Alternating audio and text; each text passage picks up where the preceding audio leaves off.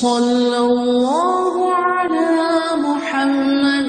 صلی اللہ علیہ وسلم اللہم صل علی محمد النبی الأمی وعلی آلہ وسلم تسلیما۔ باللہ من الشیطان الرجیم، بسم اللہ الرحمن الرحیم، والصلاة والسلام علی رسولہ الکریم۔ آج ہم انشاءاللہ تعالی حدیث کا نیا سبق شروع کرتے ہیں۔ ہم سب کو معلوم ہے کہ قرآن اور حدیث دین اور شریعت کی دو بنیادیں ہیں۔ قرآن کی حفاظت کا ذمہ اللہ تعالیٰ نے خود لیا اور فرمایا بسم اللہ الرحمن الرحیم اِنَّا نَحْنُ نَزَّلْنَا الذِّكْرَ وَإِنَّا لَهُ لَحَافِظُونَ۔ سورۃ الحجر کی آیت نمبر 9 ہے کہ یہ ذکر ہم نے نازل کیا ہے اور ہم ہی اس کی حفاظت کرنے والے ہیں۔ لیکن حفاظت حدیث کیسے ہوئی اور کس طرح سے محدثین نے اصول و ضابط وضع کیے اور ان پہ کس طرح سے عمل کیا، آج ہم اس کے بارے میں دیکھیں گے۔ صحابہ اور تابعین کے دور میں ہم نے حفاظت حدیث کے بارے میں پچھلے سبق میں پڑھا تھا کہ صحابہ کرام رضوان اللہ مجمعین کس طرح سے احتیاط کرتے تھے۔ حضرت عمر اور حضرت ابوبکر صدیق رضی اللہ تعالیٰ عنہ گواہ طلب کرتے تھے، حضرت علی رضی اللہ تعالیٰ عنہ قسم دے کے پوچھتے تھے، اور اسی طرح کی باقی روایات ہمیں کتابوں میں ملتی ہیں۔ لیکن تابعین اور تبع تابعین کے دور کے بعد جب احادیث کے بہت سارے ذخیرے جمع ہونے شروع ہوئے تو احادیث کی چھان پھٹک کی ضرورت پیش آئی۔ اس وقت علماء نے حدیث کو جانچنے اور پرکھنے کے لیے اصول و ضابط وضع کیے تاکہ صحیح حدیث کو ضعیف حدیث سے اور کمزور حدیث سے الگ کیا جا سکے۔ شریعت کے اس بنیادی ماخذ کی حفاظت کے لیے جو اصول و ضوابط وضع کیے گئے ان کا نام علم اصول حدیث رکھا گیا۔ علم اصول حدیث یعنی حدیث کے اصول۔ اسلاف نے بڑی جاں فشانی سے یہ کام کیا اور دو طرح کے اصول انہوں نے مرتب کیے، ایک اصول روایت اور دوسرا اصول درایت۔ اصول روایت کے تحت حدیث روایت کرنے والے جو افراد تھے، صحابہ، تابعین، تبع تابعین اور ان کے بعد کے دور میں، یہ تحقیق کی جاتی ہے کہ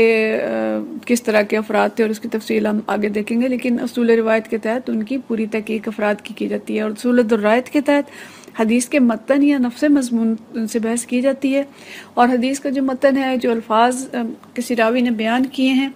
ان کو قرآن پاک اور عقل و شعور کی روشنی میں جانچا جاتا ہے کہ یہ درست ہے یا ان الفاظ میں کوئی شک ہے۔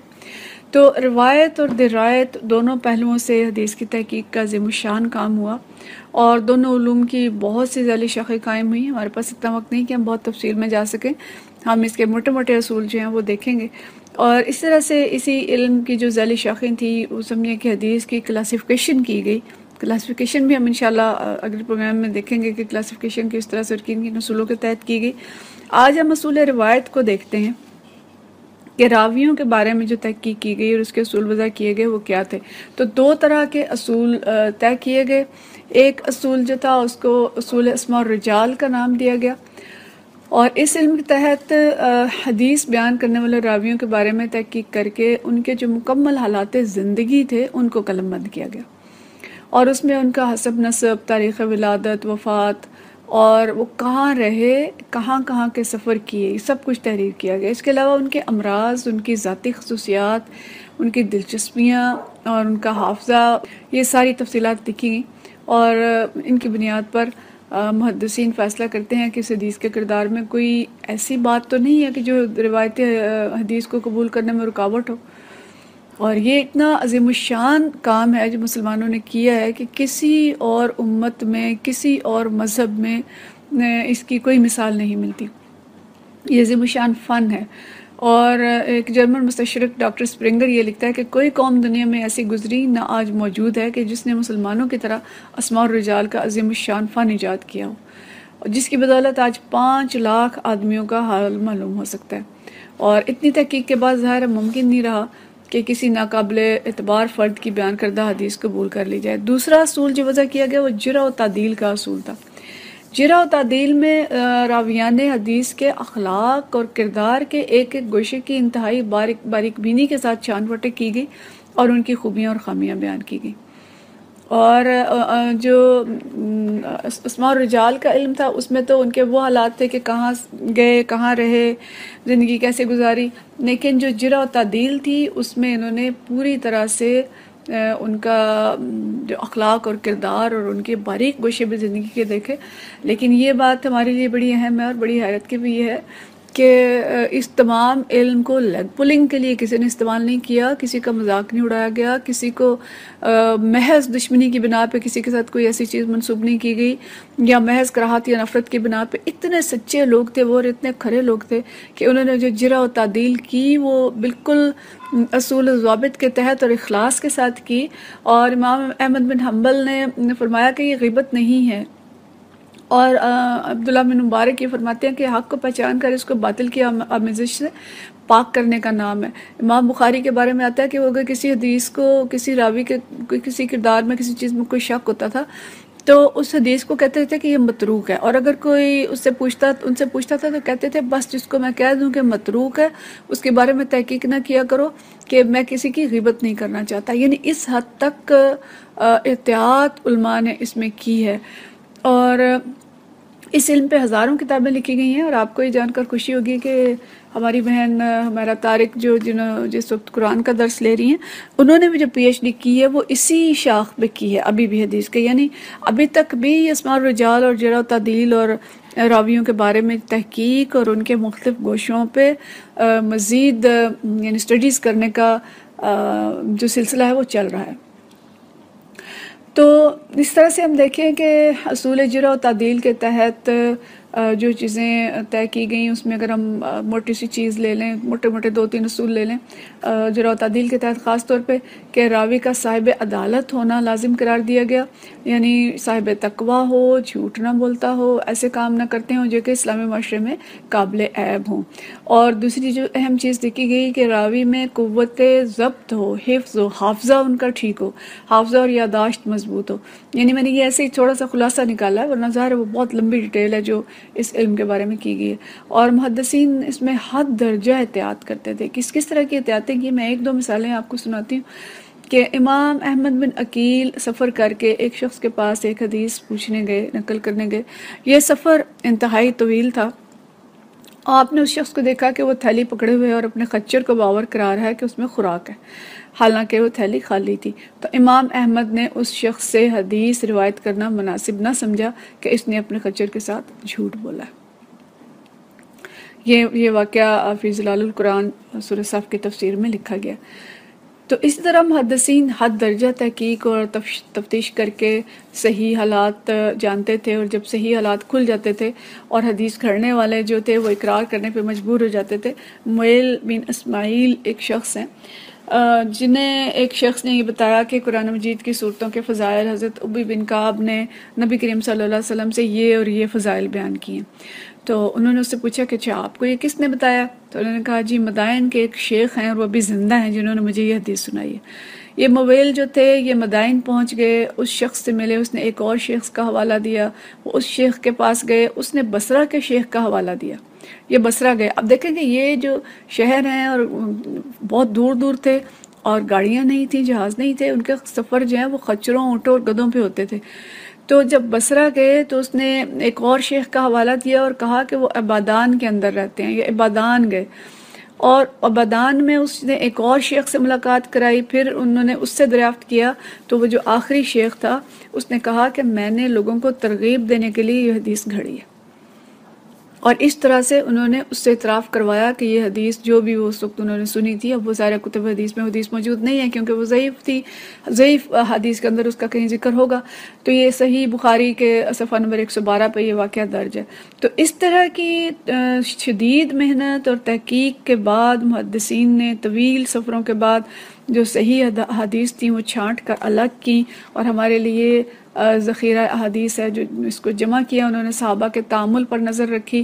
راویوں کو جانچ کر اور مضمون کو قرآن و سنت اور عقل کے ترازو میں تول کر حدیث کے راویوں کے مدارج اور مراتب مقرر کر دیے، یعنی کیٹیگرائز کر دیا ان کو کہ یہ راوی بہت زیادہ قابل اعتماد ہیں، اور جو نیچے ٹیل میں جائیں گے ان کے بارے میں کچھ کمزوریاں ہوں گی، ہو سکتا ہے کسی کا کوئی حافظہ کمزور ہو یا کسی کے بیچ میں کوئی اور ایسی وجہ ہو۔ تو اس طرح سے انہوں نے یہ سارے علوم محفوظ کر دیے ہمارے لیے، اور آج بھی جو کوئی تحقیق کرنا چاہے وہ پرانی کتابیں نکال کے اور راویوں کی تحقیق کر سکتا ہے، اور اب کسی کو جرت نہیں ہو سکتی کہ صحیح کو غیر صحیح اور ضعیف کو قوی بنا دے۔ یہ جو پورا پروسیس ہے اس وقت جو ہوا وہ تقریباً 200 سال میں ہوا، اور جیسے میں نے آپ کو بتایا کہ یہ آج تک جاری ہے، اور یہ اللہ تعالیٰ کا بہت بڑا احسان ہے امت مسلمہ پہ کہ اس نے اپنے خاص بندوں کے ذریعے حدیث کی حفاظت کا اس طرح سے کام لیا کہ آج حدیث صاف اور چھان پھٹک کے صحیح حدیث جیسے صحیح بخاری، صحیح مسلم، صحیح ستہ، یہ سب وہ کتابیں ہیں جن کے اندر محفوظ حدیث ہمارے پاس پہنچی ہیں، اور اگر کوئی کیٹیگرائزڈ ہیں تو اس کے اندر لکھا ہوا ہے کہ اس کے اندر یہ راوی یا یہ لنک ٹوٹا ہوا ہے، یعنی راویوں کا بھی جو اوپر سے نیچے تک جڑا ہوا ہونا ضروری ہوتا ہے، یہ ہم اگلی دفعہ دیکھیں گے انشاءاللہ۔ تو اس طرح سے صحیح حدیث کو چھانٹ کے ضعیف حدیث سے الگ کیا گیا۔ حافظ ابن حزم رحمۃ اللہ علیہ تحریر فرماتے ہیں کہ پہلی امتوں میں کسی کو یہ توفیق نہیں میسر ہوئی کہ اپنے رسول کے کلمات کو صحیح ثبوت کے ساتھ محفوظ کر سکے۔ یہ صرف امت مسلمہ کا امتیاز ہے کہ اس نے اپنے رسول صلی اللہ علیہ وسلم کے ایک ایک کلمہ اور ان کے کام کی صحت کو پورے اتصال کے ساتھ جمع کیا اور اس کو آنے والوں تک پہنچایا۔ تو یہ ساری محنت تھی جو سابقہ دور میں کی گئی، لیکن اس وقت کے جو خطرناک حالات ہیں یہ پھر ایک دفعہ علماء سے مزید کوئی اور اصول و ضوابط بنانے کے متقاضی ہیں، اور اس کی طرف توجہ کرنی چاہیے۔ لیکن ہمیں کیا احتیاط کرنی چاہیے؟ لیکن پہلی چیز تو یہ کہ ہمیں حدیث پہ اطمینان ہونا چاہیے کہ جو ذخیرہ ہم تک پہنچا وہ مستند ہے، اور کسی منکر حدیث، کسی مستشرق اور کسی بھی آج کل بہت سارے پروپیگنڈے جو ہیں میڈیا کے اوپر چل رہے ہیں، کسی کی باتوں میں آ کے ہمیں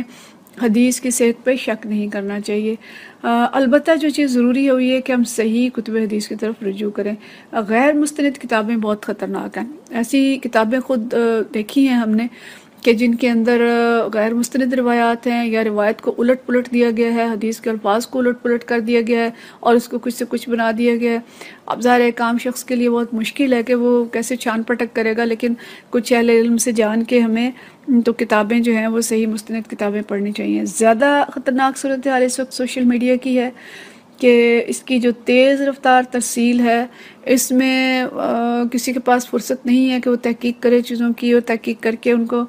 آگے بھیجے۔ بہت خطرناک حالات پیدا ہو چکے ہیں۔ کوئی فرد ایک جملہ لکھ کے اس پہ حدیث لکھ کے اس کو سینڈ کر دیتا ہے، اور اصرار کے ساتھ لکھا ہوتا ہے کہ اگر اپنے رسول صلی اللہ علیہ وسلم سے محبت کرتے ہو تو اس کو زیادہ سے زیادہ شیئر کرو، اور لوگ بغیر تحقیق کے اسے شیئر کر دیتے ہیں، اور اس میں بعض کا اتنی بے سروپا باتیں ہوتی ہیں کہ پڑھ کے سر پیٹ لینے کو دل چاہتا ہے۔ تو ہمیں یاد رکھنا چاہیے کہ آدمی کے جھوٹا ہونے کے لیے یہ کافی ہے کہ وہ بغیر تحقیق کے کوئی بھی بات اگر آگے شیئر کر دے۔ آج صبح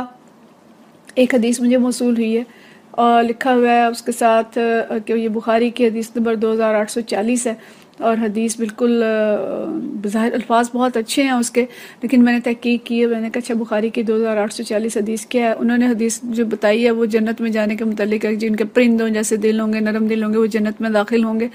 مفہوم اس طرح کا ہے۔ لیکن حدیث نمبر 2840 بخاری میں کتاب الجہاد ہے، اور اس میں جہاد پہ جو جاتے ہیں اور روزہ رکھتے ہیں اس کی فضیلت بیان کی گئی ہے۔ دیکھیں کہ اب کتاب کا نام بھی لکھا ہے، حدیث نمبر بھی لکھا ہے، لیکن جو حدیث لکھی ہے وہ درست نہیں ہے۔ وہ ہو سکتا ہے کوئی اور حدیث ہو، یا ہو سکتا ہے حدیث نہ ہو، یعنی بالکل ان چیزوں کا امکان موجود ہوتا ہے۔ تو اس لیے ہمیں یہ یاد رکھنا چاہیے کہ ہم کوئی بھی ایسی چیز جو نبی کریم صلی اللہ علیہ وسلم کے ساتھ منسوب کی گئی ہے اس کو بغیر تحقیق کے فارورڈ نہ کریں۔ اگر ہمارے پاس کوئی ایسا ذریعہ نہیں ہے، ہمارے پاس کوئی کتاب نہیں ہے، تو ہم کسی اور سے کہہ سکتے ہیں کہ اس کو سرچ کر کے اور دیکھ کے پھر اس کو فارورڈ کریں، یا اگر آپ کو کسی ایسے مستند ذریعے سے ملی ہے جس پہ آپ کو اعتماد ہے کہ یہ بہن یا بھائی بالکل کوئی غلط چیز شیئر نہیں کر سکتے، لیکن پھر بھی میرا خیال ہے احتیاط جو ہے وہ بہتر ہے۔ تو اس کے ساتھ اگرچہ کتاب نمبر لکھا ہو تب بھی ہمیں احتیاط کرنی، حدیث نمبر لکھا ہو تب بھی احتیاط کرنی چاہیے، کہ تحقیق کے بعد ہم نے دیکھا ہے کہ حدیث نمبر کے باوجود بھی چیزیں ٹھیک نہیں ہوتی۔ تو بہت عزیز بہنوں، اس طرح سے یہ علم حدیث اتنی حفاظت کے ساتھ